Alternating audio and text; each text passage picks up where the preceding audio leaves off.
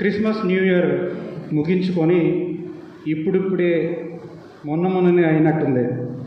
కానీ దేవుడు తన మహాకృపను బట్టి జనవరి ఫిబ్రవరి 2 మాసాలు మనల్ని నడిపించి మార్చి మాసంలో ప్రవేశింపజేసినందుకు దేవాది దేవునికి వందనస్తుడనై ఉన్నాను. భయంకరమైన దినాలలో ఉన్నాం. ఈరోజు న్యూస్ పేపర్లో చర్చికి రాకముందు నేను చూసిన 2 అంశాలు. ఫస్ట్ పేజీలో కాకినాడలో జరిగిన సంగతి మీరందరూ వార్తల్లో వినే ఉండింటారు, చూసే ఉండింటారు. మాటలకు మించిన దుఃఖం, 20కు పైగా ప్రాణాలు కోల్పోయిన వారు. బగ్గుమంటున్న మధ్య ఈశాన్య దేశాలు ఇజ్రాయెల్, అమెరికా, ఇరాన్, అక్కడ ఉండే అరబ్ దేశాలన్నిటిపైన యుద్ధ వాతావరణం ఉంది. వీటన్నిటి మధ్యలో దేవుడు మనల్ని సజీవ లెక్కలో ఉంచి ఈ 2 మాసాలు నడిపించి మార్చి మాసంలో సజీవ లెక్కలో ఉంచిన విధానం బట్టి దేవాది దేవునికి నేను వందనస్తుడనై ఉన్నాను. ప్రతిరోజు జరుగుతున్న ప్రార్థనలకు చాలామంది వస్తున్నారని పాస్టర్ చెప్పినాడు. కానీ ఈ ప్రస్తుత పరిస్థితులలో సంఘం కలిసి ప్రార్థించవలసిన అవసరం ఎంతైనా ఉంది. ఇంకా రాని వారు ఎవరైతే ఉంటే వారందరూ ప్రతి ఉదయం జరుగుతున్న ప్రార్థనలకు, శుక్రవారం జరుగుతున్న విజ్ఞాపన ప్రార్థనలకు క్రమంగా రావాలని ప్రభు పేరట మనవి చేస్తున్నాను. కొన్నిసార్లు ఈ యుద్ధాల గురించి విన్నప్పుడు, ముఖ్యంగా నిన్న జరిగిన సంఘటన, ఈ ఇజ్రాయెల్ అమెరికా ప్రాంతాలు ధ్వంసం చేయడం మొదలుపెట్టినప్పుడు, ఈ మిజైల్స్ మొదలుపెట్టినప్పుడు నాకేమనిపిస్తుందంటే, ఈ ప్రధానులు, ప్రైమ్ మినిస్టర్లు, ప్రెసిడెంట్లు వీళ్ళందరూ కనీసం లెంట్ డేస్ అయ్యేంత వరకు అన్న ఉండింటే బాగుండేదేమో అనిపిస్తుంది కొన్నిసార్లు. ఏది ఏమైనప్పటికీ సంఘంగా, క్రైస్తవులుగా మనము శ్రమల దినాలలో ఉన్నాం కాబట్టి ప్రపంచ సమాధానం కొరకు, ప్రపంచ శాంతి కొరకు ప్రార్థించవలసిన అవసరం ఎంతైనా ఉంది. అదే సమయంలో శ్రమల దినాలలో మనము దేవుని ప్రేమను గుర్తెరిగి మన జీవితాలలో ఎటువంటి మార్పును తీసుకొని రావాలని ఈ శ్రమల దినాల ద్వారా దేవుడు మనల్ని సంధిస్తున్నాడో ఆ మార్పు కలిగిన జీవితాలు మనం జీవించాలని కూడా మనం ప్రార్థించాలి. ఫిబ్రవరి 22వ తేదీ నేను రావాల్సింది కానీ నాకు కుదరలేదు. కానీ దేవుని కృపను బట్టి నిన్నటి దినాన మంచి క్షేమైన ప్రయాణం దయచేసి ఈరోజు మీ మధ్యలో వాక్య పరిచర్య చేయడానికి దేవుడు నన్ను నడిపించినందుకు దేవునికి నేను వందనస్తుడై ఉన్నాను. జనవరి 19 చెప్పబడిన వాక్యం మీకందరికీ గుర్తుందని నేను విశ్వసిస్తున్నాను. చాలామంది దగ్గర డైరీస్ ఉన్నాయి, సంతోషం. దేని గురించి మనము ధ్యానించుకున్నాం? తేరి చూచి నిలకడగా ఉండుట. ఏ వచనంను ఆధారం చేసుకుని మనం ధ్యానించుకున్నాం? యాకోబు 1:25. ఈరోజు మనం వాక్యాన్ని మొదలు పెట్టకముందు ఒక చిన్న ప్రార్థన చేసుకొని మనం మొదలు పెట్టుకుందాం. అందరూ తలలు ఉంచినట్లయితే ఒక చిన్న ప్రార్థన. కొద్దిసేపు మౌనంగా ఉండండి, కొద్ది క్షణాలు మాత్రమే.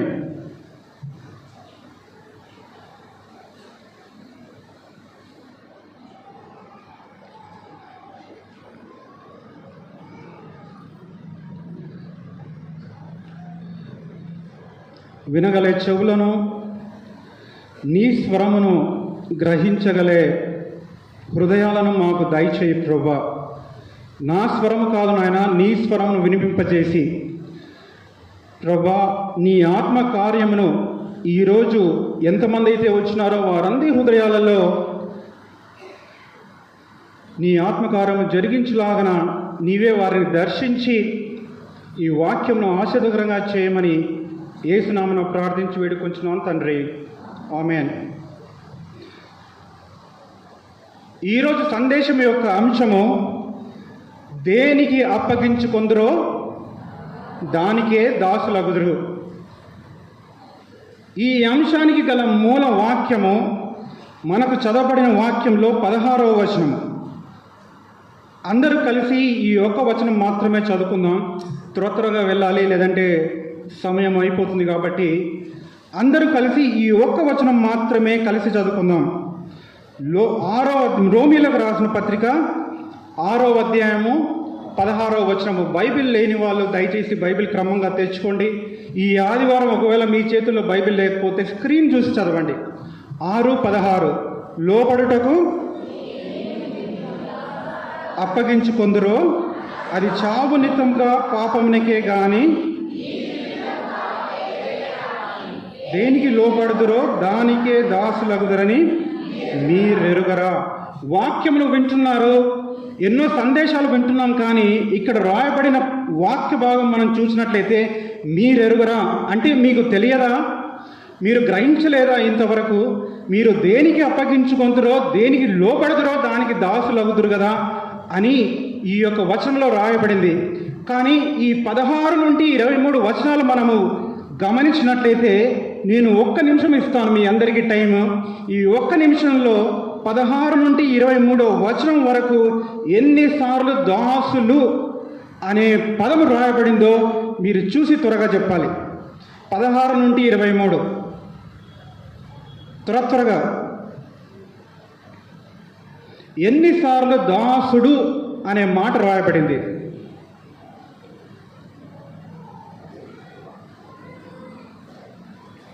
4 సార్లు. ఇంకా అమ్మ చెప్పండి, పర్వాలేదు, చాలా టైం పట్టేటట్టుంది. కొంతమంది పెన్సిల్ 7 సార్లు. ఇంకా 8, 4, 7, 8. దయచేసి ఇక్కడ చూడండి, మీరు ఇంటికి పోయిన తర్వాత చూసుకోవచ్చు. మీరు 8 సార్లు రాయబడింది.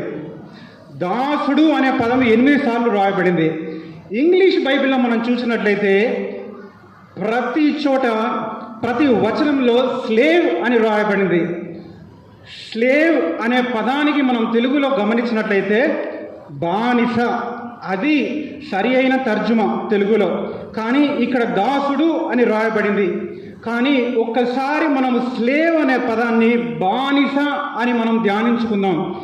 బానిస బ్రతుకు ఏ విధంగా ఉంటుందంటే, ఉదయం 9 నుండి సాయంత్రం 5 వరకు కాదు బానిసత్వపు బ్రతుకు. ఉదయం 9 నుండి నేను మొదలుపెట్టినాను పని చేయడము, 5 గంటలకు నా పని అయిపోతుంది అని చెప్పడానికి లేదు.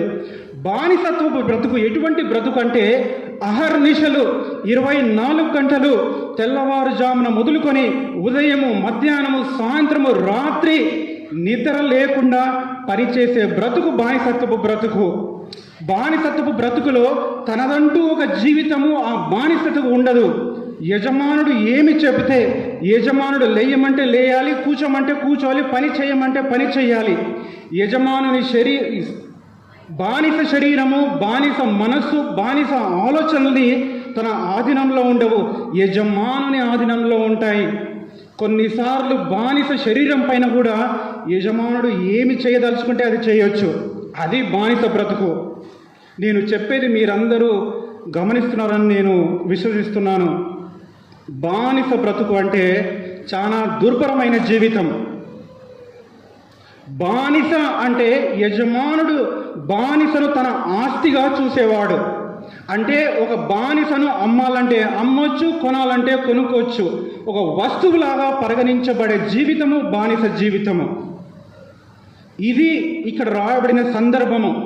స్లేవ్ అంటే బానిస, బానిస అంటే ఒక దుర్భరమైన జీవితము, యజమానుడు తన ఆధీనంలో ఉంచుకునే జీవితము, అది బానిస జీవితము. ఈ వచనము మనం 16వ వచనంలో మనం చూసినట్లయితే, లోబడుటకు దేనికి మిమ్మల్ని మీరు దాసులుగా అప్పగించుకొందురో. చివరి లైన్ ఇక్కడ ఈ స్లైడ్లో ఉండే చివరి లైన్ చూడండి.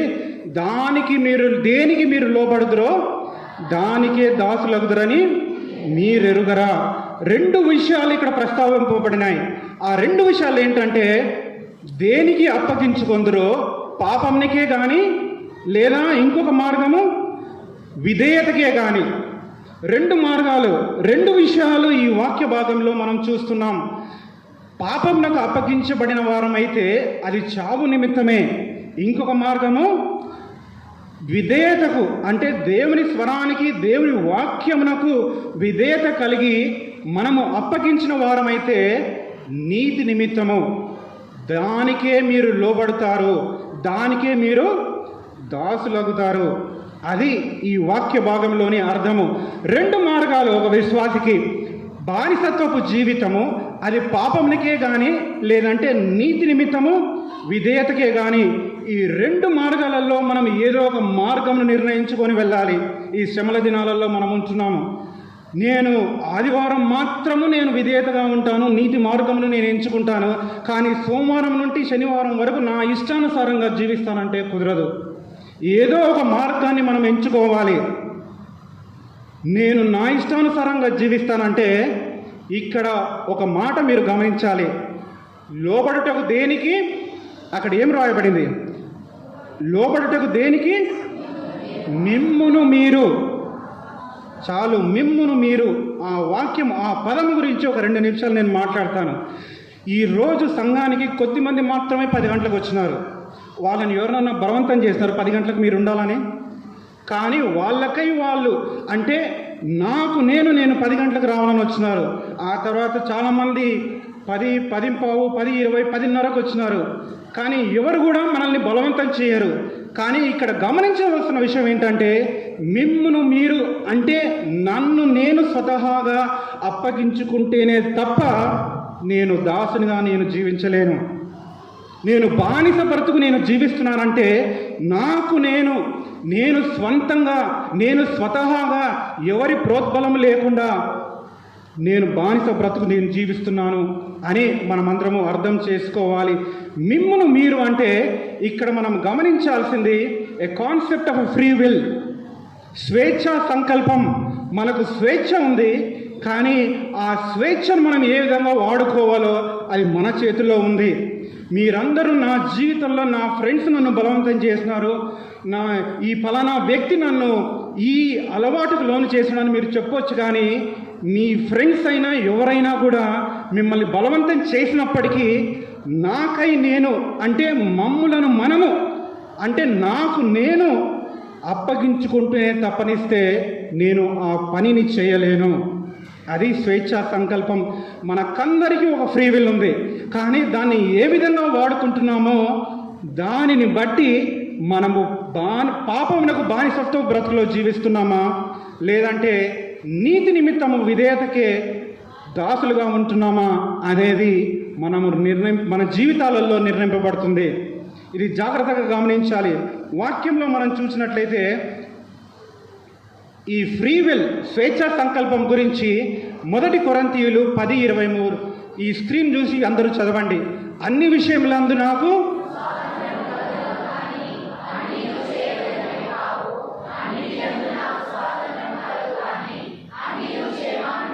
అన్నియు క్షేమాభివృద్ధి కలుగజేయవు. ఎప్పుడు వచ్చే ప్రశ్న రిట్రీట్లలో, కాన్ఫరెన్స్లలో, మీటింగ్లలో, నేను సిగరెట్ తాగొచ్చా, అది బైబిల్లో లేదే, నేను సినిమాలు చూడొచ్చా, అది బైబిల్లో రాయబడలేదే అంటే అడిగే వాళ్ళు ఎట్లా అడుగుతారంటే, ఈ సిగరెట్ ఈ సినిమాలు తప్పనిస్తే నేను బైబిల్లో రాసినవన్నీ నేను పాటిస్తున్నాను, కానీ ఇది మాత్రం నాకు చేయాలని ఉంది, కానీ దీని గురించి బైబిల్లో రాయలేదే అని ఎప్పుడు చాలా రిట్రీట్లలో, చాలా కాన్ఫరెన్స్లలో చీటీలు రాసి పంపిస్తుంటారు. బైబిల్లో లేదు, చేయాలంటే చేయండి, ఎవరు మిమ్మల్ని ఆపరు. మమ్ములను మనము నాకై నేను ఒక పనికి ఒక పాపమునకు అప్పగించుకుంటేనే తప్పనిస్తే నేను ఆ పనిని నేను చెయ్యను. సిగరెట్ తాగకూడదని బైబిల్లో లేదు కదా అని అనుకుంటే మీకు అన్ని విషయములందు నాకు స్వాతంత్రము కలదు, కానీ అన్నిటి యందు నాకు స్వాతంత్రము కలదే, అన్నీ క్షేమాభివృద్ధి కలుగజేయవు అని రాయబడి ఉంది. అయినా కూడా నేను ఈ పని చేయడానికి అది నా ఇష్టము, నాకు స్వాతంత్రం ఉంది, నేను ఒక పనిని చేస్తాను, నన్ను ఎవరు ఆపలేరు అనుకుంటే దయచేసి ముందుకు వెళ్ళి చేయండి. ఎవరు మిమ్మల్ని ఆపరు. పాస్టర్ ఆపడు, మీ ఇంట్లో తల్లిదండ్రులు కూడా ఆపలేరు, మీ స్నేహితులు ఆపరు, ఎవరు ఆపరు. నాకై నేను నాకు స్వాతంత్రం ఉంది, నేను ఈ పనిని చేస్తానంటే అది నీ డెసిషన్, అది నీ నిర్ణయం. ఎవరు నిన్ను ఆపరు. ముందుకు వెళ్దాం. అందుకే యోహాను సువార్త 8:34 ఏమని రాయబడింది? అందుకు యేసు, పాపం చేయు ప్రతివాడును పాపమునకు దాసుడని మీతో నిశ్చయముగా చెప్పుచున్నాను.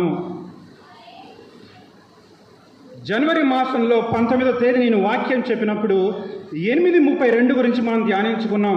బైబిల్ తీయకుండా ఎవరికైనా గుర్తుంటే చెప్పండి. 8:32 యవనస్తులకు ముఖ్యంగా ఈ వాక్య భాగం అంతా కంటత రావాలి.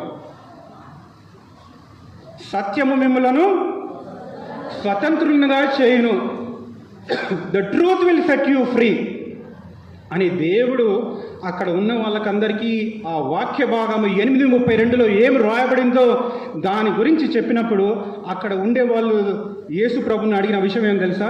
అక్కడ కూడా మన గుడిసెపట్టు సంఘస్థులు కొంతమంది ఉన్నారు. వాళ్ళు అడిగింది ఏమని తెలుసా? దేవా, మేము యేసు ప్రభువా, మేము అబ్రహాము సంతానము చెందిన వారము, మేము దాసులము కాదే, మేము దాసులము కానప్పుడు నేను స్వతంత్రుడను, మీరు స్వతంత్రులని ఎందుకు చెప్తున్నావు అనే వాక్య భాగంలో ఎందుకు నువ్వు చెప్తున్నావు అని అడిగినప్పుడు, ఎందుకంటే 8:32 యేసు ప్రభు వారు 33 ముందు అప్పుడే చెప్పింది. 8:32లో మీరు నా యందు నిలిచిన వారైతే సత్యమైన వాక్యమును గ్రహించి సత్యము మిమ్మలను స్వతంత్రులుగా చేయబడునని 31, 32లో రాయబడింది. 33లో అక్కడ విన్న వాళ్ళు అడుగుతున్నారు, మాకు అసలు దాసత్వమే లేదే, మాకెందుకు స్వతంత్రము, ఏ విధంగా అర్థం చేసుకోవాలంటే అప్పుడు యేసు ప్రభు వారు 34వ వచనంలో, అందుకు యేసు పాపము చేయు ప్రతి వాడును పాపమునకు దాసుడని నిశ్చయముగా నీతో చెప్పుచున్నాను. నేను నా జీవితం నా ఇష్టానుసారంగా జీవించే స్వాతంత్రము నాకుంది, కానీ దేనికి మిమ్మును మీరు అప్పగించుకొందురో దానికి దాసులు అవుతారు, దానికి బానిసత్వము జీవితం మనం జీవిస్తాము. చాలా స్పష్టంగా రాయబడింది బైబిల్లో, పాపం చేయు ప్రతి వాడును పాపమునకు దాసుడని మీతో నిశ్చయముగా బల్ల గుద్దినట్టు రాయబడింది. ముందుకు వెళ్దాం. 2 పేతురు 2:19 ఒకడు దేని వలన జయింపబడునో దానికి దాసుడగును కదా. ఈ 16వ వచనము 6-16వ వచనంలో మనం ఇందాకనే మనం చూసినాము. 2 మార్గాలు, 2 విషయాల గురించి ప్రస్తావింపబడింది. నీతి విషయము దాసునిగా ఉంటావా, విధేయత కలిగి నీతి కలిగి జీవిస్తావా, లేదంటే పాపమునకు బానిసత్వము కలిగి చావు నిమిత్తమును జీవిస్తావా? దేని వలన నువ్వు జయింపబడుతున్నావు? అనుదినము ఒక సంబంధం కలిగి మనం జీవిస్తున్నామా? పోయిన జనవరి మాసంలో 19వ రోజు నేను వాక్య పరిచయం చేసినప్పుడు 1:25 గురించి స్పష్టంగా మనం ధ్యానించుకున్నాం. తేరి చూచి నిలకడగా ఉండి, వాక్యమును తేరి చూచి అనుదినము ప్రార్థనలో అనుదినము వాక్యములు చదివి విజయవంతమైన జీవితం మనం జీవిస్తున్నామా? లేక పాపమునకు బానిసత్వములుగా ఉండి, ఇక్కడ ఈ చిత్రపటంలో మనం చూసినట్లయితే పాపమునకు బానిసలుగా, పాపమునకు దాసులుగా మనం జీవిస్తున్నామా? మనల్ని మనం పరీక్షించుకోవాలి. చాలామంది పేర్లు క్రీస్తు దాసు, యేసు దాసు అని చాలామంది పెట్టుకుంటారు, తప్పులేదు. కానీ ఒక క్రైస్తవ జీవితంలో ఒక విశ్వాసికి పేరు తర్వాత ఉండవలసిన బిరుదు క్రీస్తు దాసుడు, క్రీస్తు దాసి. అది క్రైస్తవ విశ్వాసికి ఉండవలసిన బిరుదు. సమస్యలు వస్తాయి, శోధనలు వస్తాయి, కానీ దానిని అధిగమించే శక్తి దేవుడు మనకి ఈ వాక్యంలో మనందరికీ దయచేసినాడు. నిన్న నేను ట్రైన్లో వచ్చినప్పుడు ఆ టికెట్ కలెక్టర్ పైన, ఆ బ్యాడ్జీ పైన ఆయనకుండే పేరు ప్రభు దాసుడు. ఇక్కడ ఉండే మనమందరము ప్రభు దాసులము.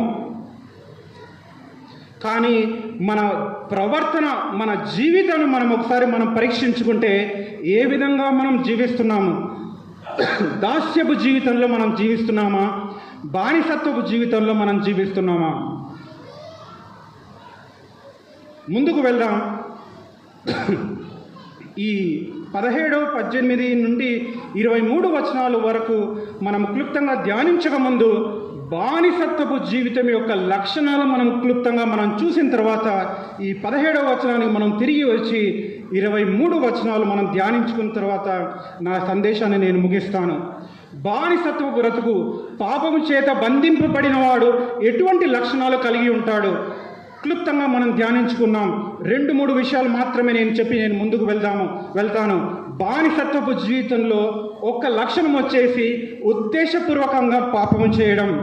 విల్ఫుల్ సిన్ అంటే నాకు ఇది తప్పు, నేను ఇది చెయ్యకూడదు, ఇది చేస్తే దాని పర్యవసనాలు నాకు తెలుసు, అయినా కూడా ఒక పశ్చాత్తాపం లేకుండా ఉద్దేశపూర్వకంగా తెలియక చేసిన పాపం కాదు, తెలిసి చేసిన పాపం, ఇది ఒక లక్ష్యం, ఇది ఒక గుణం బానిసత్వ బ్రతుకులో.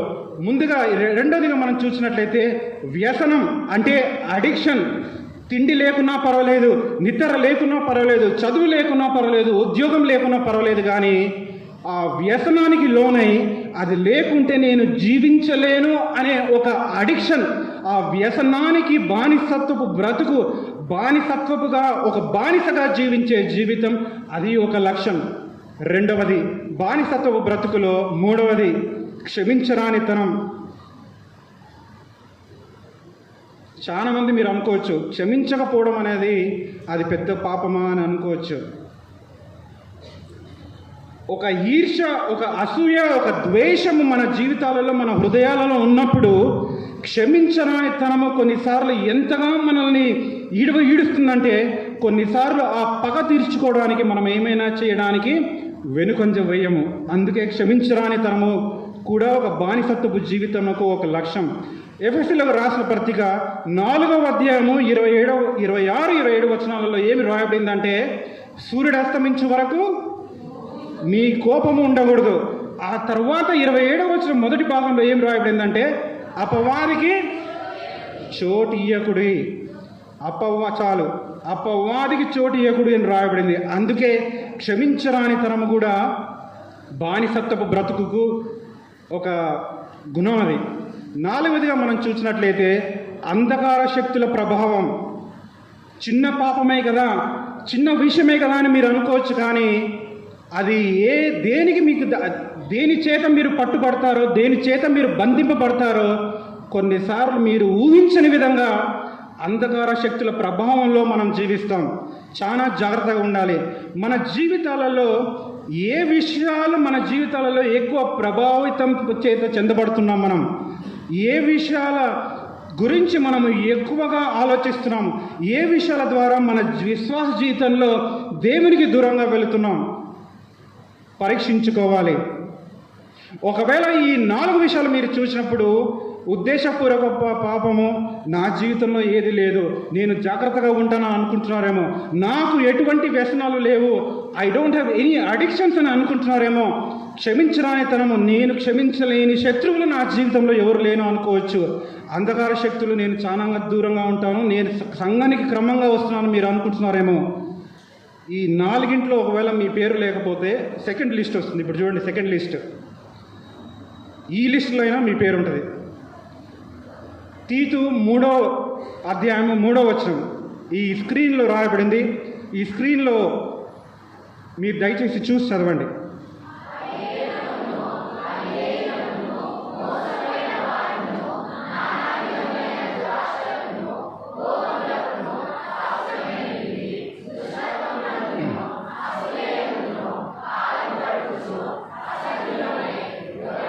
ఒకరినొకడు ద్వేషించుచు, ఇది నేను చెప్పుకోలేదు, ఇక్కడ దాసుడు అనే మాట ఉందా లేదా దీంట్లో? దాసులమై ఉన్నాము అని ఇక్కడ రాయబడింది. అవివేకులము, అవిధేయులము, మోసపోయిన వారము, దురాశలకు, భోగములకు దాసులమై ఉండి దుష్టత్వమునందును అసూయ, అసహ్యము, ద్వేషం. ఈ సెకండ్ లిస్టులోనే ఉందా మీ పేరు? నా పేరైతే రెండిట్లో ఉంది. చాలా విషయాలలో నన్ను నేను మార్చుకోవాల్సిన అవసరం ఎంతో ఉంది. నేను సంఘం ముందు యథార్థంగా చెప్తున్నాను. నేను కేవలం ఇక్కడ వాక్యం చెప్తున్నాను కాబట్టి నేను పర్ఫెక్ట్గా ఉన్నానని నేను మీ ముందు నేను చెప్పడం లేదు, కానీ మన అందరి జీవితాలలో మార్చుకోవాల్సిన ఎన్నో విషయాలు ఇక్కడ ఉన్నాయి. బానిసత్వపు బ్రతుకు, పాపమునకు బానిసత్వం గురించి క్లుప్తంగా మనం చూసినాం. కానీ ఈ వచనంలో మీరు చూసినట్లయితే ఇక్కడ చివరిగా ఏమని రాయబడిందంటే, నొకడినొకడు ద్వేషించుచు ఉంటిమి కానీ అని రాయబడింది. ఆ తీతు 3వ అధ్యాయము 4-5 వచనాలు మీరు చూసినట్లయితే, ఇప్పుడు తీయాల్సిన అవసరం లేదు, కానీ అక్కడ ఉండే సారాంశము ఇక్కడ మళ్ళీ రోమియోలకు రాసిన పత్రిక 6వ అధ్యాయము 17వ వచనంలోకి మీరు వచ్చినట్లయితే, ఇప్పుడు తిరిగి వెనక్కి రండి. ఇంతసేపు మనం చూసింది బానిసత్వపు బ్రతుకు యొక్క లక్షణాల గురించి మనం చూసినాం. కానీ ఇప్పుడు దేవుడు మనకు ఏం అనుగ్రహిస్తున్నాడో మనం 17వ వచనం నుండి క్లుప్తంగా ఈ మిగిలిన వచనాలు ధ్యానించుకొని మనం ముగించుకుందాం. 17, 18.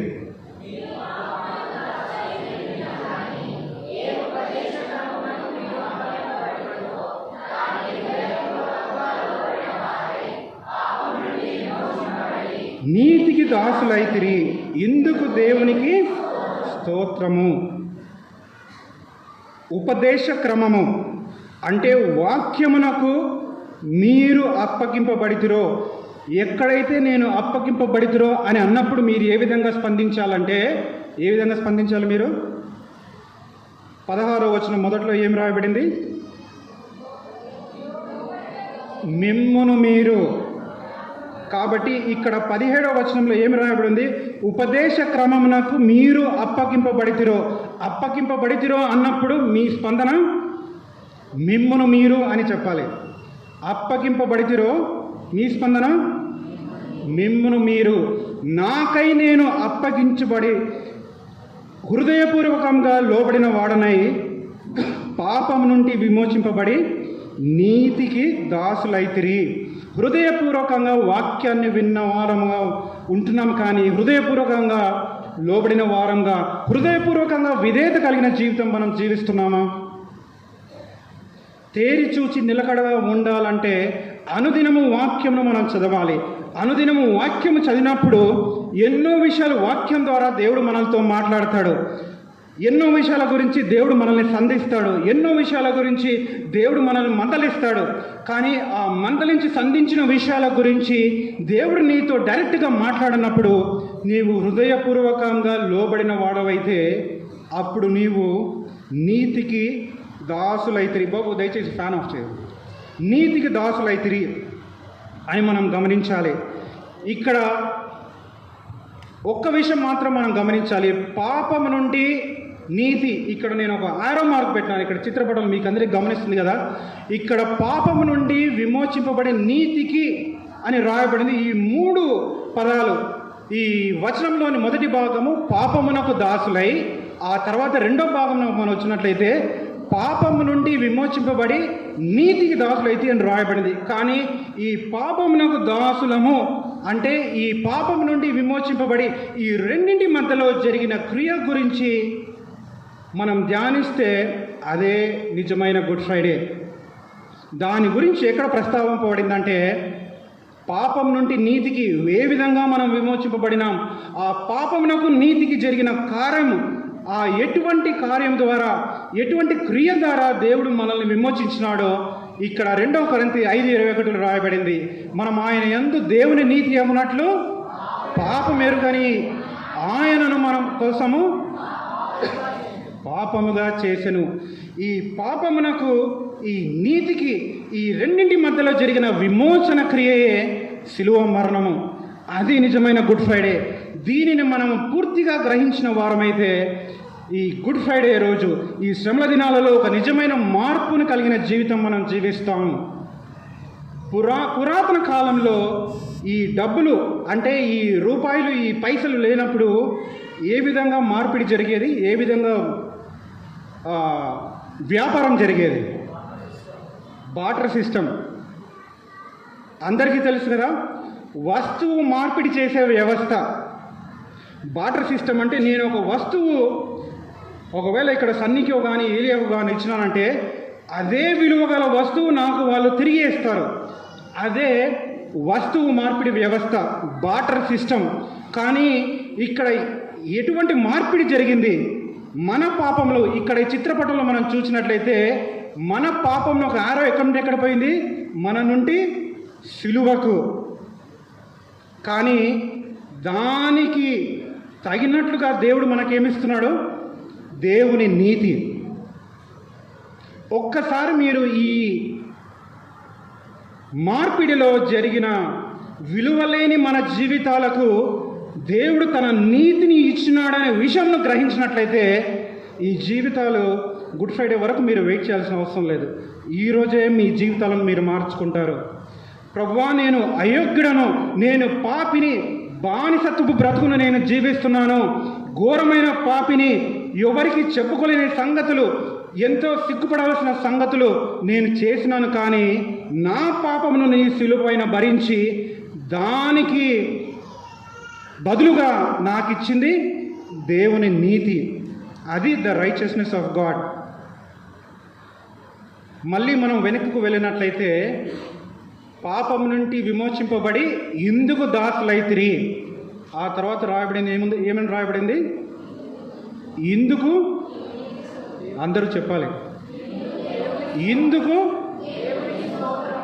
ఎందుకు అనేది మనము ఆ 2-3 లైన్లలో మనం ఇందాక ధ్యానించుకున్నాం.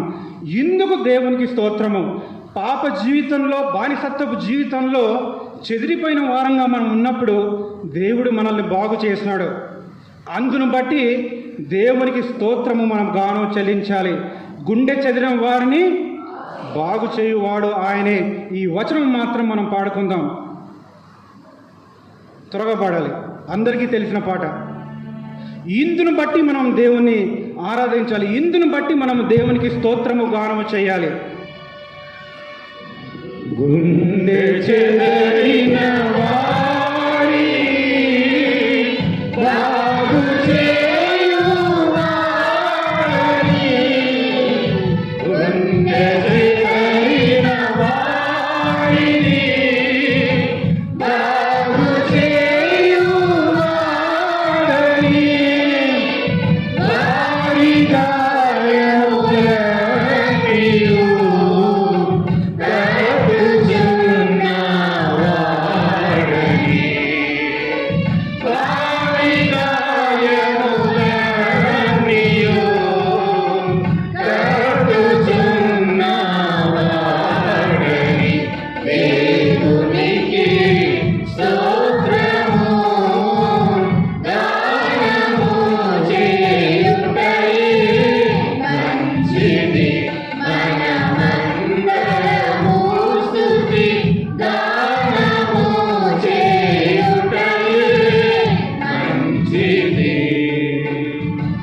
చెదిరిన మన జీవితాలను బాగు చేయడమే కాకుండా ఇక్కడ 17-18 వచనాలలో కూడా రాయబడిన వాక్యం ఏంటంటే, ఉపదేశ క్రమమును, దేవుని వాక్యమును మనకు అనుగ్రహించి కృషించి మన జీవితాలలో మనము చేతకాని సవాళ్ళను మనం ఎదుర్కొన్నప్పుడు దేవుడు తన వాక్యం ద్వారా మనల్ని లేవనెత్తి, వాక్యం ద్వారా మనల్ని బలపరిచిన సంఘటనలు ఎన్నో ఉన్నాయి మన విశ్వాస జీవితంలో.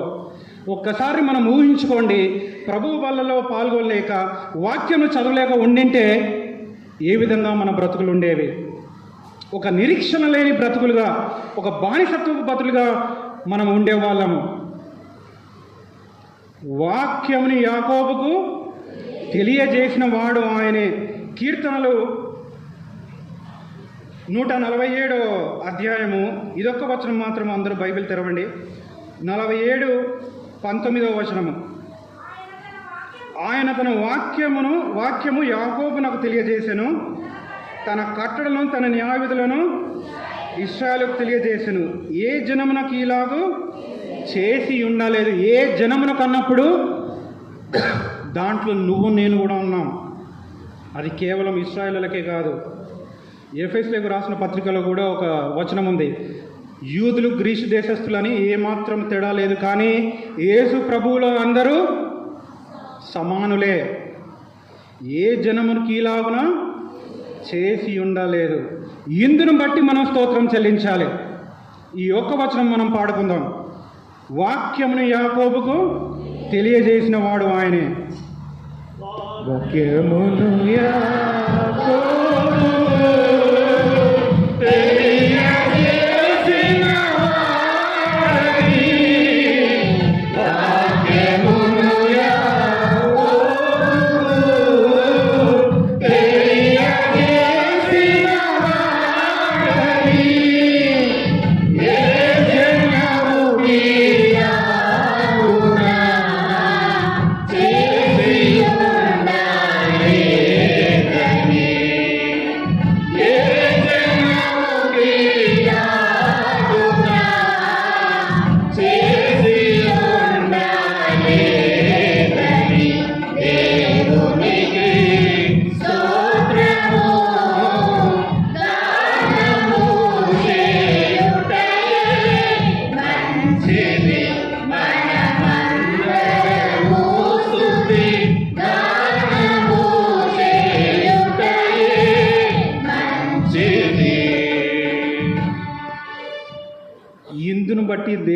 స్తోత్రము. ఈ 18-19 వచనాలు మనం ధ్యానించుకున్నాం. 17-18, 19వ వచనానికి మనం వెళ్దాం.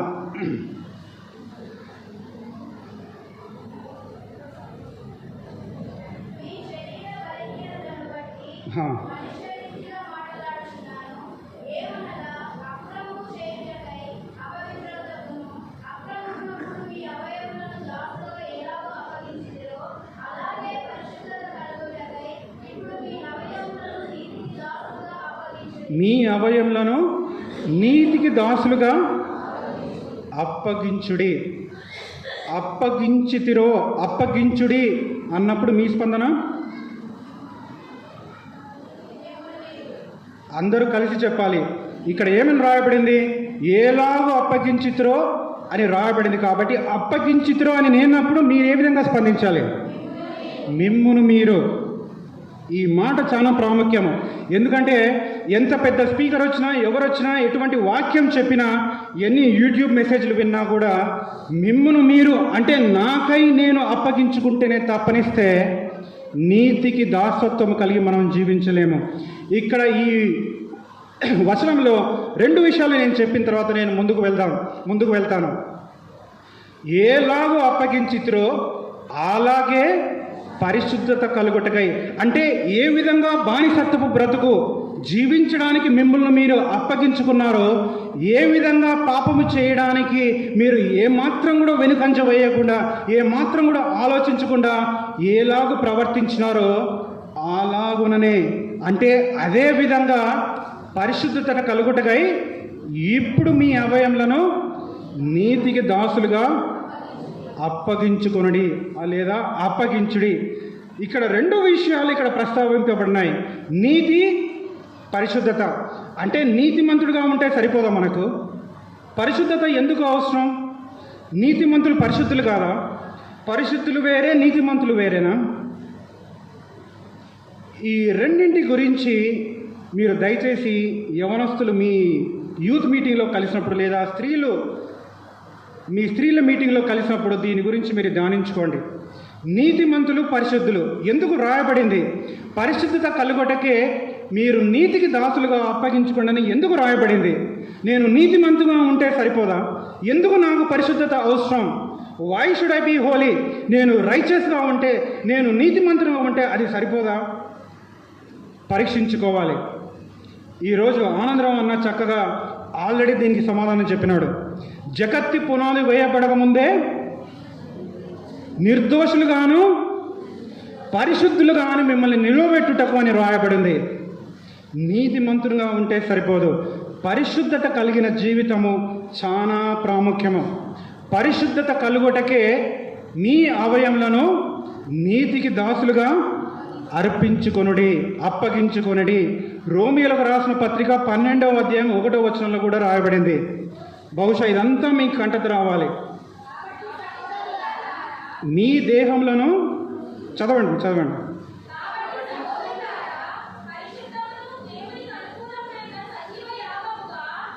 మీ శరీరములను ఆయనకు సమర్పించుకొనుడి. చాలు, అంతవరకు చాలు. ఎలాగో అప్పగించితిరో అలాగే పరిశుద్ధత కలుగుటకై మిమ్మును మీరు మీ అవయములను నీతికి దాసులుగా అప్పగించుకొనడి. 19వ అధ్యాయం. ముందుకు వెళ్దాం త్వరగా. ఇంకొక 2-3 వచనాలు చెప్పి నేను ముగిస్తాను. 6:21 అప్పటి క్రియల వలన మీకేమి ఫలము కలిగెనో వాటిని గురించి మీరిప్పుడు సిగ్గుపడుచున్నారు కారా? వాటి అంతము మరణమే. బానిసత్వపు జీవితంలో, పాపపు జీవితంలో మనం చేసిన క్రియలను బట్టి మనము సిగ్గుపడుతూ వారంగా ఉంటున్నామా? ఒక్కసారి మీరు గమనించండి. మన పాత జీవితంలో బానిసత్వపు బ్రతుకులో మనం జీవించినప్పుడు ఎటువంటి క్రియలకు మనం లోనై మనం జీవించినాము, ఎటువంటి పనులు మనం చేసినాము? సిగ్గుకరమైన పనులు. ఎంతో సమయాన్ని సద్వినియోగం చేసుకోకుండా దుర్వినియోగం చేసుకున్నాం. ఎన్నో అవకాశాలు పోగొట్టుకున్నాం. దేవుడు ఆశీర్వాదాలను మనం పోగొట్టుకున్నాం. ఎన్నో విషయాలలో మనం దిగజారిన పరిస్థితుల్లో మనం జీవించినాము. అప్పటి సంగతులు మనం గుర్తు చేసుకుంటే వాటి గురించి మీరిప్పుడు సిగ్గుపడుచున్నవారు కారా అని రాయబడింది. వాటి అంతము మరణమే. కానీ తరువాతి వచనంలో మనం చూసినట్లయితే దేంతో మొదలవుతుందంటే, అయినను ఎంతో సిగ్గుపడవలసిన పనులు మీరు చేసినప్పటికీ, బానిసత్వపు బ్రతులో మీరు జీవించినప్పటికీ, ఇక్కడ 22వ వచనం మొదటి భాగంలో ఏమి రాయబడింది? అయినను అంటే అయినా కూడా మీరు చెయ్యరాని ఘోరాలు, చెయ్యకూడని పనులు, బానిసత్వపు బ్రతుకులో పాపపు జీవితం మీరు జీవించినప్పుడు చేసినప్పటికీ, అయినను అంటే కీర్తనలో 103వ అధ్యాయం 12వ వచనం మీరు చదవాలి త్వరగా. పడమటికి తూర్పుకు ఎంత దూరమో ఆయన మన అతిక్రమములను మనకు అంత దూరపరిచి ఉన్నాడు. ఆ దూరము, ఆ ఎడబాటు కలుగజేసి ఆ తరువాతనే పాపము నుండి విమోచింపబడి, అంటే అయినను అనే ఆ పదము మనం చదివినప్పుడు మీకు గుర్తు రావాల్సింది కీర్తనలు 103వ అధ్యాయము 12వ వచనం మీకు గుర్తు రావాలి. ఇర్మియా గ్రంథంలో కూడా రాయబడింది. తీయాల్సిన అవసరం లేదు, నేను కేవలం రెఫరెన్స్ చెప్తాను. కానీ 31వ అధ్యాయం 34వ వచనంలో కూడా రాయబడింది, మీ పాపలను నేను ఇక ఎన్నడూను జ్ఞాపకము చేసుకొనను. ఇంత ఎడబాటు కలిగిన తరువాత, ఈ పాపములకు పడమటికి తూర్పు ఎంత దూరమో అంత దూరం పరిచిన తర్వాత, అంత ఎడబాటు కలిగిన చేసిన తర్వాత, అయినను ఇప్పుడు పాపము నుండి విమోచింపబడి దేవునికి దాసులైనందున పరిశుద్ధత కలుగుటకే మీకు ఫలము, దాని అంతము నిత్య జీవము. 2 మార్గాలు, మరణము లేదంటే నీతికి దాసులుగా ఉండి పరిశుద్ధత కలిగి నిత్య జీవం అనే బహుమానం పొందటమే. అందరికీ రోమీయులకు రాసిన పత్రిక 3:23 అందరికీ గుర్తుంది కదా? ఏముంది 3:23లో? ఏ భేదం లేదు, అందరూ పాపం చేసి దేవుడు అనుగ్రహించిన మహిమను పొందలేకపోతున్నారు. 6:23లో ఏం రాయబడింది? ఈ వాక్యం కంటత లేకుంటే ఈరోజు మీరు 10 సార్లు రాసుకోండి.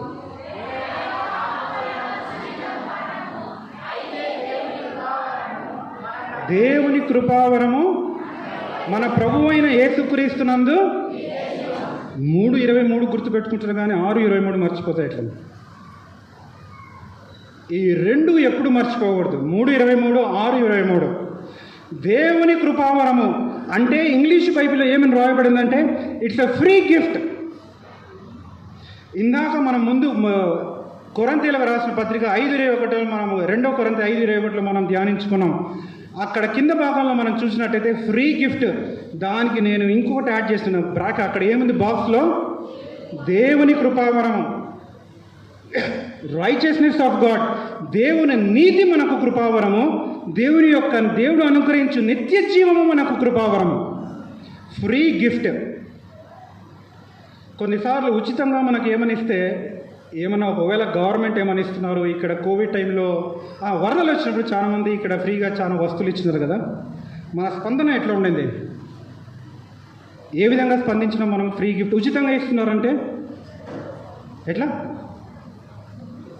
చక్కగా లైన్లో నిలబడినాం మనం. మన స్పందన ఏ విధంగా ఉంది?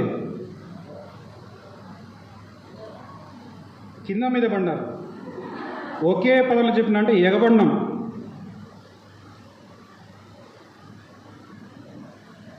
ఈ జనవరి మాసంలో తమిళనాడులో పొంగల్ కొరకై చీఫ్ మినిస్టర్ స్టాలిన్ అందరికీ రేషన్ కార్డు ఉన్న వాళ్ళకందరికీ ఎంత ఇచ్చినాడు తెలుసా? ఎంత ఇచ్చినాడు? ఇక్కడ ఏపీ గవర్నమెంట్ ఏం చేయలేదు కదా, ప్రతి ఒక్కరికి 3,000 ఇచ్చినారు. ఆ 3,000 ఇస్తున్నారు రేషన్ కార్డు వాళ్ళకందరికీ, పొంగల్ టైంలో ఇస్తున్నారు అని రేషన్ కార్డులో అప్పుడు చూడాలి. కొట్టుకోవడం ఒక్కటి తక్కువ. చాలామందికి 3,000 అనేది చిన్న అమౌంట్ కాదు. 3,000 ఇచ్చి బియ్యము, ఆ పొంగల్ కొరకైన సామాను, ఒక పంచ, ఇంకా ఏదో చాలా ఇచ్చినారు. కానీ ఏదైనా మనకు ఉచితంగా వస్తుందంటే మనం ఎంతగానో దాని కొరకు తాపత్రయపడతాం. కానీ ఈ బైబిల్లో ఈ వచనాలలో రాయబడిన ఫ్రీ గిఫ్ట్, ఉచితంగా దేవుని కృపావరం కొరకు మనం ఎంతగా ఆరాటపడుతున్నాం, ఎంతగా తాపత్రయపడుతున్నాం. ఈ కృపావరమును నేను అర్థం చేసుకోవాలి, ఈ కృపావరమును నేను గ్రహించాలి, ఈ కృపావరము దేవుడు నాకు ఇచ్చినాడు అని గ్రహించిన వారమైతే ఎటువంటి మార్పిడి మనకు ఆ శిలువలో జరిగిందని మనం గ్రహించిన వారమైతే ఈరోజు వచ్చిన వాళ్ళం వచ్చిన విధంగానే మనం వెళ్ళిపోము. దేవుని కృపావరము యొక్క దానికున్న విలువ మీరు గ్రహించాలి. నా పాపపు జీవితము, నా బానిసత్వపు జీవితము దేవుడు తన శిలువలో తన మరణము ద్వారా మన అతిక్రమములు, యెషయా గ్రంథము 53:5, మన అతిక్రమములను బట్టి, మన దోషములను బట్టి మన సమానార్థమైన శిక్ష అతని మీద పడను, అతను పొందిన దెబ్బల చేత మనకు స్వస్థత కలిగను. మన అతిక్రమములు, మన దోషములు, మన పాపపు జీవితము, మన బానిసత్వపు జీవితము ఆయన సిలువలో భరించి మనకు ఉచితంగా ఇచ్చింది ఏంటి? దేవుని నీతి, నిత్య జీవం అనే బహుమానము. అది కృపావరము. దీనిని గ్రహించి మన జీవితాలను ఈ శ్రమల దినాలలో ఎటువంటి మార్పు కలగాలని ఆత్మదేవుడు మీతో మాట్లాడుతున్నాడో దానిని విని మీ జీవితాలలో ఒక మార్పు చెందిన జీవితం మీరు జీవించాలి. లేదంటే ఇది కూడా ఇంకొక శ్రమల కాలము, ఇది కూడా ఒక శ్రమల దినాలు, ఇది కూడా ఇంకొక లెంట్ డేస్, ఇది కూడా ఇంకొక గుడ్ ఫ్రైడే, ఇది కూడా ఇంకొక ఈస్టర్ జరుపుకొని మనం ముందుకు వెళ్తాం. ఆ తర్వాత గొలుసు ప్రార్థనలు, ఆ తర్వాత VBS, మళ్ళీ క్యారల్స్, మళ్ళీ క్రిస్మస్. టైం ఇట్లా అయిపోతుంది. టైం మనం వృధా చేసుకున్నామట్లే సమయాన్ని సద్వినియోగం చేసుకున్న వారంగా మనం ఉండాలి. దుర్వినియోగం చేసుకున్న వారంగా ఉంటే వెనుతిరిగినప్పుడు సంవత్సరాలు గడుస్తున్నాయే కానీ మన విశ్వాస జీవితంలో మనం ఎదగకుండా, విజయవంతంగా మనం జీవించలేకుండా ఏ విధంగా కొన్ని సంవత్సరాల ముందు ఏ విధంగా ఉన్నామో ఆ విధంగానే ఉన్నవారంగా మనం ఉంచున్నామో పరీక్షించుకోవాలి. చివరిగా ఒకే ఒక వచనం చెప్పి నేను ముగిస్తాను. గలతీయులకు రాసిన పత్రిక 5వ అధ్యాయము 1వ వచనము. క్రీస్తు మనలను స్వతంత్రులుగా చేసి ఉన్నాడు కాబట్టి మరలా దాస్యమును కాడి కింద చిక్కుకొనకుడికి. దాస్యమును కాడి అంటే ఏం గుర్తొస్తుంది మీకు? అమ్మ చెప్పండి, మీరు ఎప్పుడు ఎద్దుల బండి చూడలేదా? చర్చ్ అయిన తర్వాత అంత బాగా మాట్లాడుకుంటారు కదా. చర్చిలో ఉన్నప్పుడు మాత్రం ఎంత అసలు నాకే అనుమానం వాక్యం వింటున్నారు లేదని. దాస్యమును కాడి క్రింద చిక్కు కొనకురుడి. ఈ శ్రమ దినాలలో చాలామంది చాలా విధాలుగా కొన్ని విషయాలు క్రమంగా పాటిస్తారు. కొంతమంది ఉపవాసం ఉంటారు, కొంతమంది నాన్ వెజిటేరియన్ తినరు. అనేక విధాలుగా కొంతమంది చాలా విషయాలు చాలా క్రమంగా పాటిస్తారు. దాని గురించి అది వ్యక్తిగత నిర్ణయం, అది మంచిదే. కానీ ఈ శ్రమల దినాలు అయిన తర్వాత, ఈ శ్రమల దినాలలో ప్రతిరోజు మనం వాక్యం వింటున్నాము, ప్రతి శుక్రవారం ఇక్కడ ప్రార్థనలు జరుగుతున్నాయి. తర్వాత గుడ్ ఫ్రైడే రోజు 7 మాటల గురించి మళ్ళీ మనం ధ్యానించుకుంటాం. కానీ ఈ శ్రమల దినాల వరకు మాత్రము మనం దేవుని సన్నిహితంగా ఉండి ఈ శ్రమల దినాలు అయిన తర్వాత దాస్యమును కాడి క్రింద చిక్కుకుంటున్నామో ఒకసారి మనం గమనించుకోండి. శ్రమల దినాల వరకు, గుడ్ ఫ్రైడే వరకు ఎందుకు? ఈరోజు మీరు వాక్యం వింటున్నారు కానీ వాక్యం విని వెళ్ళిపోయిన తర్వాత రేపటి నుండి ఎటువంటి జీవితం మరి జీవిస్తున్నారు? దాస్యమును కాడి కింద మనల్ని మనం అప్పగించుకుంటున్నామా? ఎటువంటి జీవితం మనం జీవిస్తున్నాం? 2 మార్గాలు. పాపము నిమిత్తము, చావుకు నిమిత్తము మనం జీవిస్తున్నామా? లేదంటే విధేయత కలిగి దేవుని స్వరమునకు లోబడి నీతికి దాసులుగా మనం జీవిస్తున్నామా? 2 మార్గాలు. ఏదో ఒకటి మనం ఎంపిక చేసుకోవాలి. లేదు నేను నా ఇష్టానుసారంగా నేను జీవిస్తాను, దాస్యపు జీవితము, ఒక బానిసత్వపు జీవితము, పాపము వైపే నేను ఈడబడుతున్నాను అంటే మీరు మీ జీవితాలను పరీక్షించుకోవాలి. ఏ విషయాలలో నేను ఈ శోధనలు నేను జయించలేకపోతున్నాను? క్షమించరానితనమా, అసూయనా, ద్వేషమా? ఏ విషయంలో ఉదయం లేచిన వెంటనే నేను దేవుని సన్నిధిలో సమయం గడపలేకుండా ఎందుకు నేను నా దినము నేను ప్రభు సన్నిధిలో నేను గడపలేకపోతున్నానో మనల్ని మనం పరీక్షించుకోవాలి. పన్ను దినము దేవుని పాద సన్నిధిలో ప్రారంభించాలి. మన సరిహద్దులను మనం గమనించాలి. మన బౌండరీస్ చాలా క్లియర్గా ఉండాలి. ఈ బౌండరీ అంటే ఈ గీత దాటితే నన్ను నేను నా ఆధీనంలో నేను ఉంచుకోలేను అన్నప్పుడు ఆ గీత దాటకూడదు. ఆ గీత దాటిన తర్వాత అప్పుడు నేను చూసుకుంటానులే, అప్పుడు నేను శోధనను జయిస్తానులే అనుకుంటే చాలా కష్టం. సంఘంలో ఒక సహవాసం కలిగి మనం జీవించాలి. వీధి కూటాలకు క్రమంగా వెళ్ళాలి.